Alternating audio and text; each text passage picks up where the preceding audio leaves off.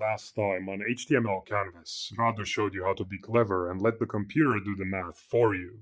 He also found a way to deal with annoying requirements by using a while loop and an if conditional statement. Now get ready, fifth lesson's about to start. Gonna code, debug, and have fun. Coding with Radu. Coding with Radu. Gonna prototype and design. Coding with Radu. Coding with Radu. Let's code now. Let's use what we learned so far to draw snowmen. I'm gonna start with the basic canvas setup, the quick and dirty one that I don't really recommend for actual projects, but for these small experiments, it's okay. And I'm gonna set the background of this canvas to this color code. I used the website from lecture 3 to get this nice blue color and give it a width of 400 and a height of 400 like this. So now we can access the canvas with ID myCanvas that we wrote by doing document get element by ID myCanvas, and the context is going to be useful to draw the shapes in a 2D space. Now I'm going to begin by drawing the bottom ball of the snowman. So I'm going to say begin path, and let's have some constant values here for the x of this first ball, the y of this first ball, and the radius of this first ball.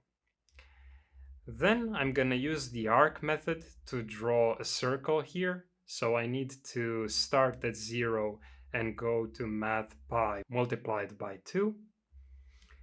And then let's set here the fill style to white.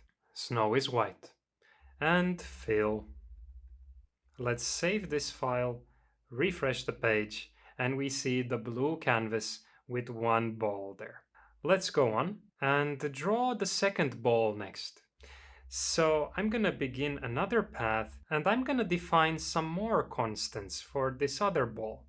The radius, I want it to be 80% of the first ball's radius. So I can use mathematics here to get that value. I don't need to calculate it myself.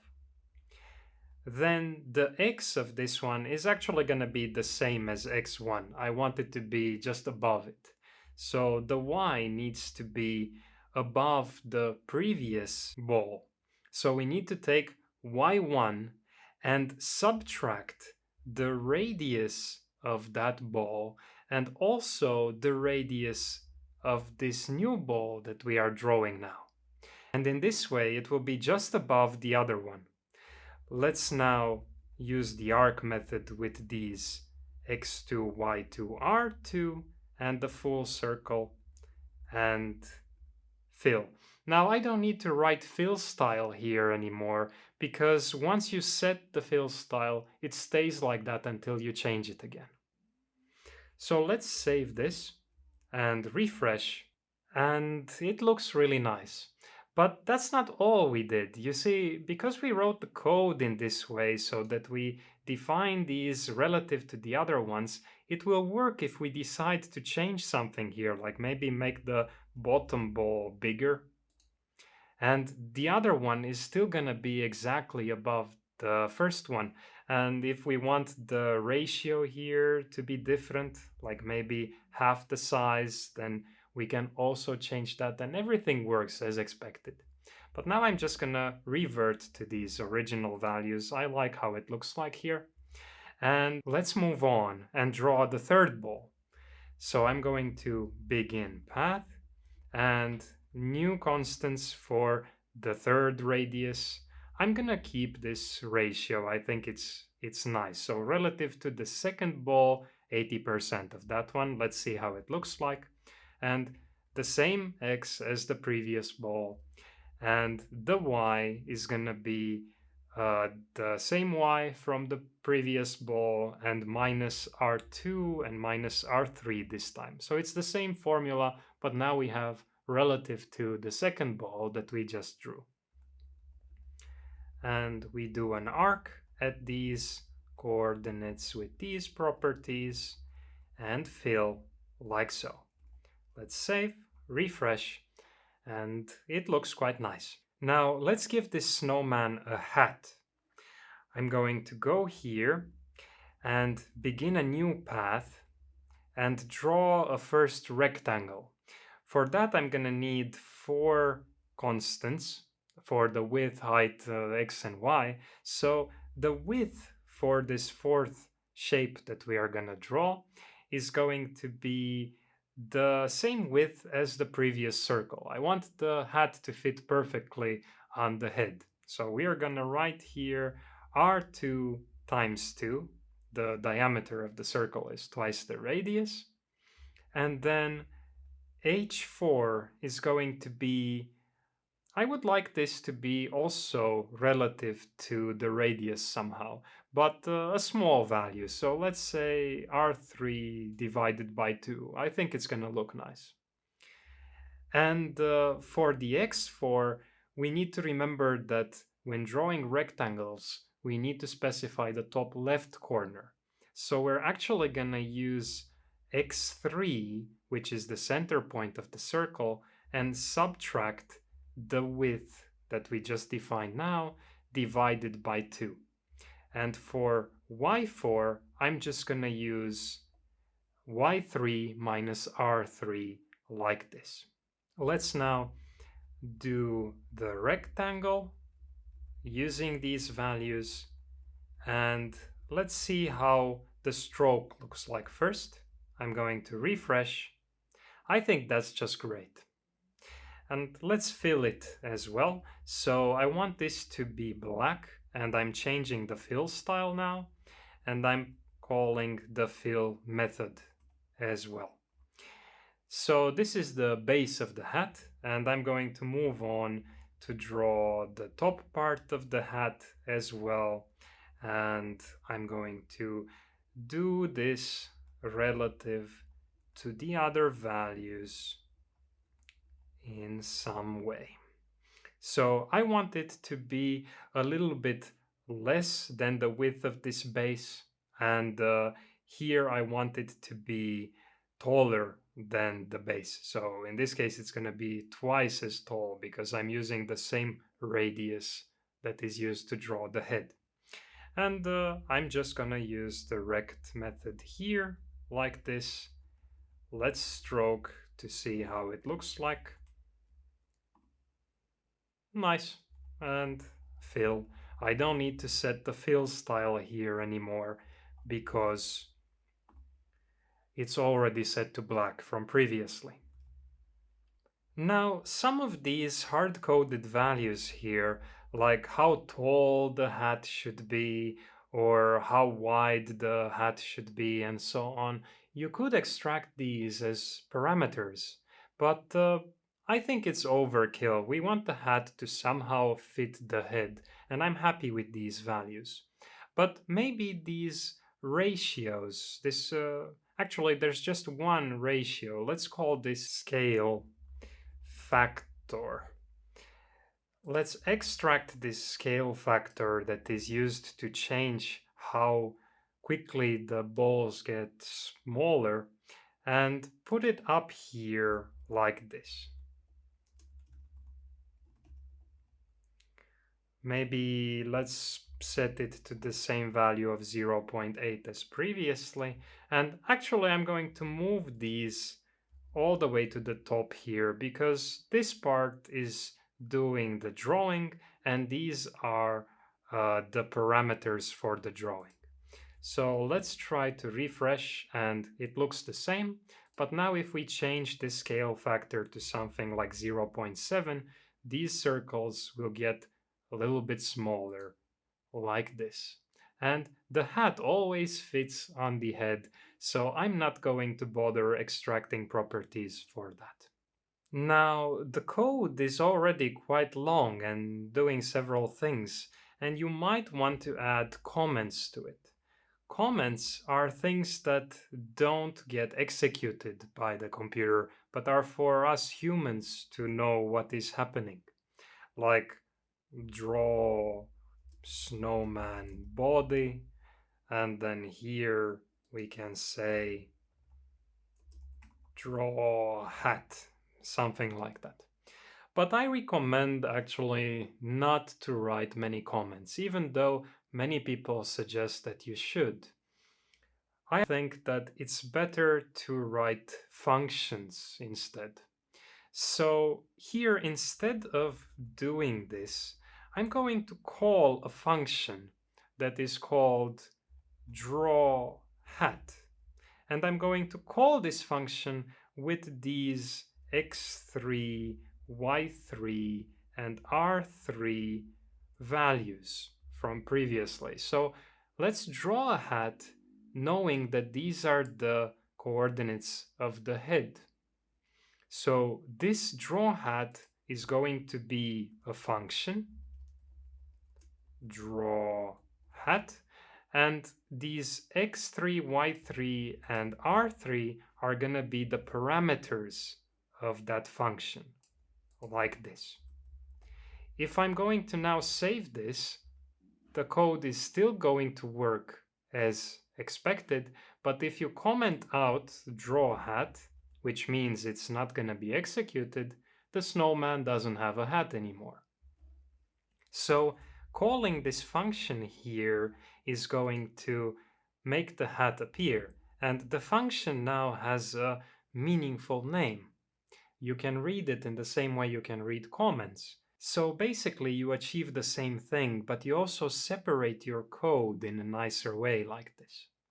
And one thing that we should also do is give some meaningful name to what are these parameters. These are actually the head x coordinate, the head y coordinate, and the head radius.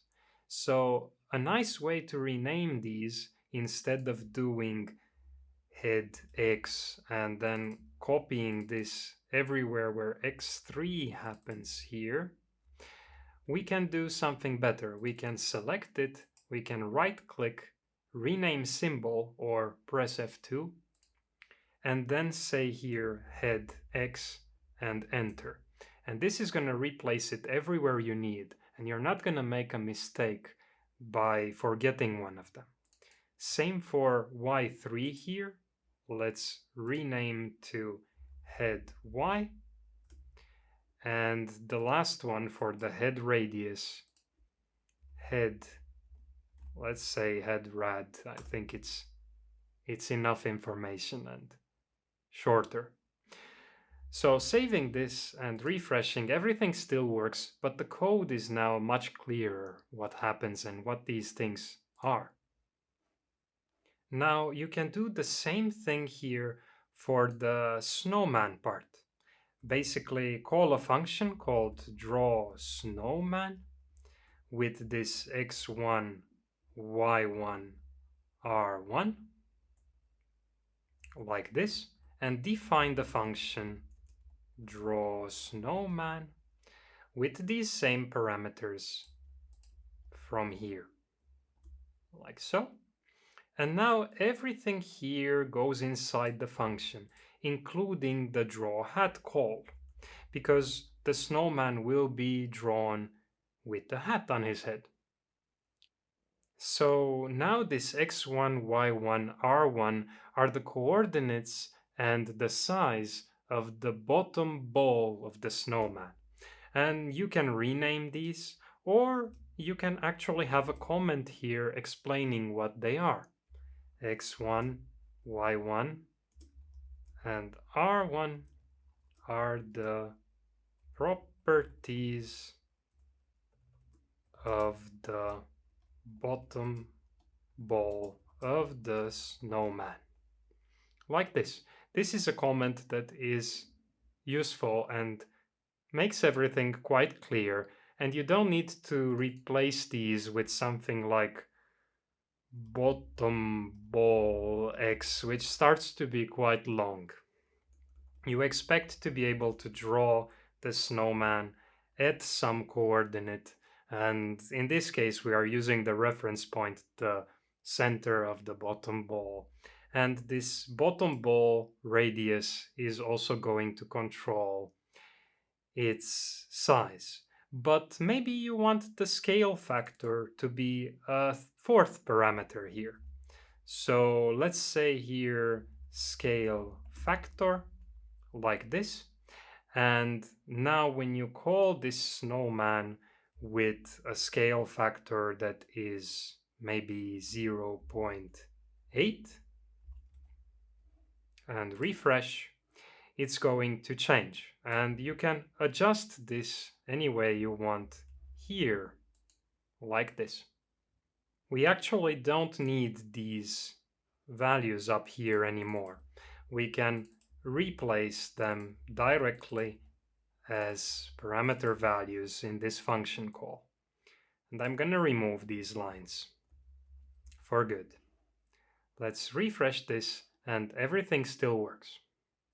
And I can move this snowman if I want to the left,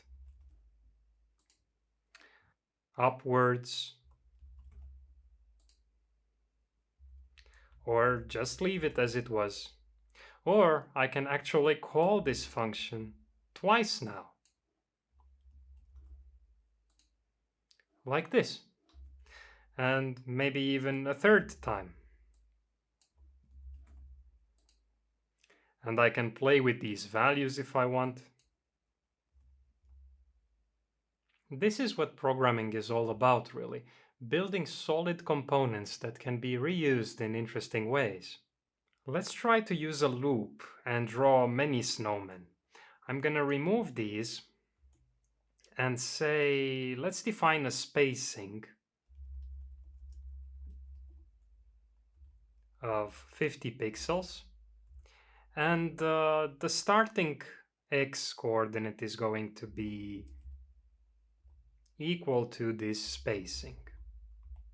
But then, while x is going to be less than the width of the canvas, which is 400, maybe it's a good idea to define here also the width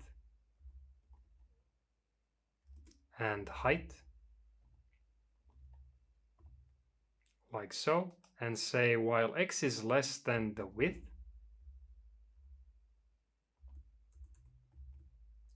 we will draw a snowman at x. Let's say the y is gonna be the spacing, and then the radius, we can set this to a fixed value, for example, like 10, and then scaling factor to 0.7, for example. Now, really important, we want to update the value of x by increasing it by the spacing. If you forget this, then this while will never stop running, and it will cause something called an infinite loop, and your browser is gonna crash. So be careful. So let's save this and refresh. And you can see now a row of these snowmen appearing at the top. Let's see if we can make a grid out of these. So we have here now x changing. How about we try to make y changing for each value of x? So more advanced code now. Let's say y is equal to spacing. So in the same way that x was defined equal to spacing in the beginning. And now we say while y is less than the height of the canvas, I'm going to put this draw snowman inside and increase the value of y by the spacing as well. So what happens now is while x is less than the width, it's increasing by the spacing. So we are getting those horizontally separated snowmen. But instead of having just one, for each of those entries, we do the same thing vertically. So this y starting from the spacing is gonna increase until the height of the page by the spacing, and we need to use it here. because this is the value that changes. We save this, refresh, and now we get this grid of snowmen. And we can control this if we want by changing the value of the spacing here, for example. Maybe we set it to 80. I think it divides this 400 quite nicely. And one thing that would be fun to try is to change this scale factor randomly. So let's write here math.random. This gives a value between 0 and 1. So some of them may be quite small that we only see the bottom circle, but let's see how it looks like. Okay, quite funny. So these ones here probably have a scale factor that is very close to 0, and the middle circle becomes very small already and the top one almost invisible. But some look nice like this, and some of them look like no change. So this is a scale factor that is very close to 1. I wonder what would happen if the scale factor is bigger than 1. Let's try to have here a value of math.random plus 0.5. So now this scale factor here, let's actually define it. Scale factor is equal to this now, and it's going to be random between 0.5 and 1.5, because this is between 0 and 1, and we are adding 0.5. So let's save this and refresh. And these actually look really funny. It's kind of cute. And every time you refresh this page, you're gonna get different looking snowmen. So this is what creative coding is all about, trying different parameters, different things, and you can end up to something nice. Now, this code up here is the one that executes. The bottom things are just functions. They are components that we built. But what is happening here is not really clear. So you would want to have some kind of comment here, drawing a grid of snowmen, or have this as a function. So let's call here a function called draw grid of snowmen with a given spacing, width, and height. And our function definition will be function. I'm just going to copy this part here. And inside of this function, I will just indent this code like so. And everything still works. But now all our code is encapsulated into these functions. And here we have a simple function call in the beginning with some parameter values. That's it for today. See you guys.